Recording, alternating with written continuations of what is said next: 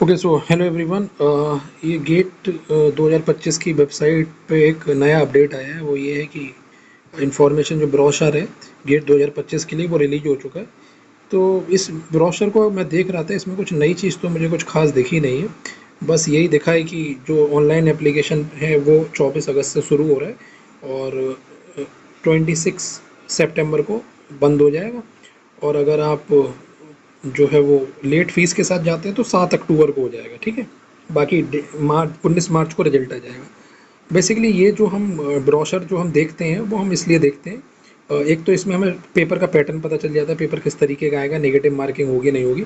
तो सब कुछ वैसा ही है जैसे पहले होता आ रहा है। MCQ के लिए नेगेटिव मार्किंग है 1/3 की, और 2 मार्क्स वाले के लिए 2/3 हो जाएगी। बाकी NAT और MSQ के लिए कोई नेगेटिव मार्किंग नहीं है। ठीक है, और कोई पार्शियल मार्किंग तो होती नहीं है, गेट में फिक्स्ड मार्किंग रहती है। तो कुछ भी इसमें नया है नहीं। बस इसमें हम लोग जो देखते हैं वो बेसिकली हम लोग जब देखते हैं तो हम लोग देखते हैं इसको सिलेबस के लिए। सिलेबस और देख लेते हैं इसमें। ठीक है, तो सिलेबस जो है वो अगर आप देखेंगे तो मैं बताऊं, ये सिलेबस यहाँ से स्टार्ट हो जाता है। ठीक है, ये तो पहले जनरल एप्टीट्यूड का सिलेबस है, सब वही है जो पहले वाला था, वही सिलेबस इसमें है। अगर हम यहाँ पर आए इसमें इलेक्ट्रॉनिक्स में, तो इलेक्ट्रॉनिक्स में भी कोई सिलेबस चेंज नहीं है। आप चाहो तो इसको देख लो और डाउनलोड करके। DA का सिलेबस ये है जो नया पेपर ऐड हुआ है। ठीक है, बाकी इसमें इलेक्ट्रॉनिक्स में भी सब वही है, कुछ भी अलग नहीं है। ठीक है, कुछ भी अलग नहीं है, टोटल वही सब सब्जेक्ट है। Mathematics section 8। ठीक है, इलेक्ट्रॉनिक्स का पूरा यही है। पहला मैथमेटिक्स है, नेटवर्क सिग्नल 1 में कर दिया है। तो अगर सिग्नल को अलग करोगे तो टोटल सेक्शन 9 बनेंगे और एक एप्टीट्यूड 10 सेक्शन। इलेक्ट्रिकल में भी वही है, कुछ भी अलग मुझे दिख नहीं रहा है, कुछ भी अलग है। ठीक है, ये इसमें भी 10 सेक्शन है ये। और इंस्ट्रूमेंटेशन में भी मेरे को ज़्यादा कुछ फ़र्क दिखा नहीं है। ठीक है, अगर आपको कुछ फ़र्क दिखता है तो आप ज़रूर कमेंट में बताइएगा। तो एक बार डाउनलोड कर लो, और मैं तो ये कहूँगा इसको डाउनलोड करके, और जो जिससे भी मतलब आप अगर इलेक्ट्रॉनिक्स से तैयारी कर रहे हैं तो इलेक्ट्रॉनिक्स का प्रिंट निकलवा लो। ठीक है, ये। और अगर आप इलेक्ट्रिकल से कर रहे हैं, फाइट दे रहे हैं, तो इलेक्ट्रिकल का निकलवा लो। ठीक है, ये। और अगर आप लोग किसी और भी ब्रांच से दे रहे हैं तो आप निकलवा लो, CS से दे रहे हैं तो निकलवा लो। ठीक है, इसका प्रिंट निकलवा के जरूर रखो अपने उतने पेज का, सबका मत निकलवाना। ठीक है, अपने उतने पेज का प्रिंट निकलवा के जरूर रखो। इलेक्ट्रिकल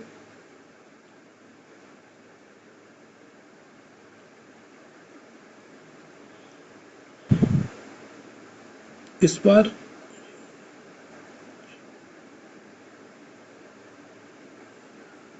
इंस्ट्रूमेंटेशन का देख लेते हैं। इंस्ट्रूमेंटेशन नहीं दिख रहा, कहाँ गया?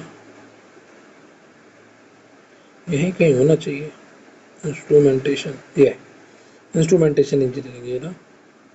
ठीक है, ये भी सब वही है, सब वही है, पुराना ही मेजरमेंट, कम्युनिकेशन ऑप्ट, सब वही है उसमें कुछ। ठीक है, तो इसको देख लो एक बार, क्योंकि इससे एक कॉन्फिडेंस हमको रहता है और सिलेबस हमारी आंखों के सामने रहता है, तो हमको पता लगता रहता है कि हमको क्या करना है। तो मैं तो जैसे मैं अपने रूम में क्या करता था, सिलेबस की कॉपी एक चिपका रखी थी मैंने। ठीक है, दो दो तीन तीन सिलेबस की कॉपी मैंने इधर उधर अपने यूज़ करता था। एक तो कॉपी में ही रखता था अपने साथ हमेशा, बाकी एक सिलेबस की कॉपी अगर आप देखोगे तो वो मैंने चिपका रखी थी यहाँ पर। ठीक है, तो आप जो है इसको देख सकते हो अपने हिसाब से और चेक कर सकते हो जो भी आपको इसमें करना हो। ठीक है, ये तो सिलेबस से हमको एक आइडिया मिलता रहता है। ठीक, ये तो रख लो भाई, ये ज़रूरी चीज़ें हैं इसलिए बता रहा हूँ। ठीक है, बहुत ज़्यादा फ़र्क तो नहीं पड़ता, लेकिन फिर भी थोड़ा बहुत मोटिवेशन या कोई ऐसी चीज़ जो हमको आगे बढ़ाए